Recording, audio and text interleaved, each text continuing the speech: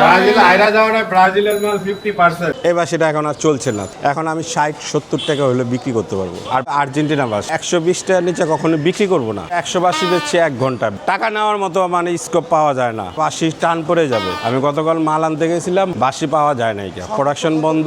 আমার বিক্রি কিনি থেকে বোঝা যায় যে আর্জেন্টিনার সাপোর্ট বাংলাদেশে অনেক বেশি, 70% আর্জেন্টিন আর 30% হলো ব্রাজিল। আমি তো দুই মুখা সাপ, আমি দুই ধরনের সাপোর্ট করি। আমি মনে প্রাণে ব্রাজিল সাপোর্ট করি, কিন্তু খেলা পছন্দ লাগে আর্জেন্টিনা, মেসির খেলা। ব্রাজিলের খেলা পছন্দ করি না, কিন্তু সাপোর্ট করি। ব্রাজিল না বিদায় নিছে, তো কি হয়েছে? তো ব্রাজিলেরটা লাগাইছেন কি? তা আমি কি করব? লাগবে না আর্জেন্টিনারটা। তো ব্রাজিল তো কম লাগাইছি ভাই, আপনি কম নেন, একদম পানির রেটে দিয়ে দিব। ব্রাজিলে কান্দতেছে তো। ব্রাজিলে যেহেতু নাই, আর দর্শককেও কষ্ট দিয়ে লাভ নাই, এটি দেখলে দর্শকরা আরো কষ্ট পাইব। এটা ব্রাজিল গায়ে লেখা না, এটা হলুদ রং, ঠিক আছে?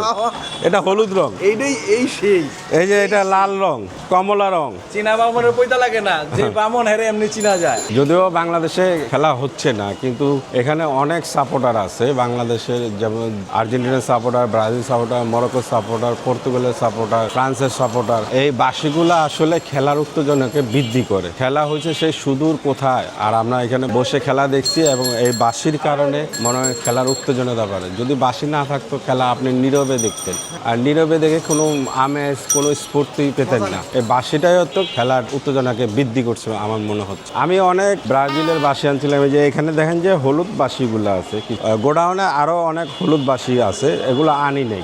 কারণ একটা দল যখন হেরে যায়, বাংলাদেশের সিচুয়েশনটা এরকম হয়েছে যে দল যদি হেরে যায়, সেই প্রতীকগুলা, যেমন এই বাসির হলুদ প্রতীকগুলা, তারপরে জার্সি আছে, এগুলা মনে করেন যে অবিকৃত থেকে যায়। কিন্তু বাংলাদেশের মেজর সাপোর্টার হচ্ছে হলো আর্জেন্টিনা এবং ব্রাজিল। যখন যে দল হেরে যায়, তার জনপ্রিয়তা বাংলাদেশে কমে যায়, সাপোর্টার কমে যায়, খেলা দেখানোর উৎসাহ কমে যায়। যখন মনে করবে যে গোল হয়েছে, তখন এই বাঁশিগুলো বাজাবে এবং খেলা একটা চরম উত্তেজনা বিরাজ করবে। যখন কোনো দল আক্রমণে যায়, তখন প্লেয়ারদের উৎসাহ দেওয়ার জন্য এই বাঁশিগুলা বাজানো হয়। আর বাঁশিগুলা বাজানোর উদ্দেশ্য হলো খেলোয়াড়ের যেরকম চরম উত্তেজনা থাকে, আমাদের সাপোর্টার সমর্থক চরম উত্তেজনা থাকে। আর গোল হলে তো মনে করেন, যদি সেখানে বাঁশি নাও থাকে, সবাই করতালির মাধ্যমে উৎসাহ দেয়। 2-3 দিন আগে ব্রাজিল এবং জাপানের খেলা যখন হলো, তখন আমি মনে করছি যে শুধু ব্রাজিলের বাঁশিগুলা যাবে, কিন্তু দেখা গেছে যে সাথে সাথে আর্জেন্টিনার অনেক বাঁশি গেছে। ওই দিনে গেছে, আর্জেন্টিনা খেলা ছিল না, তারপরে গেছে।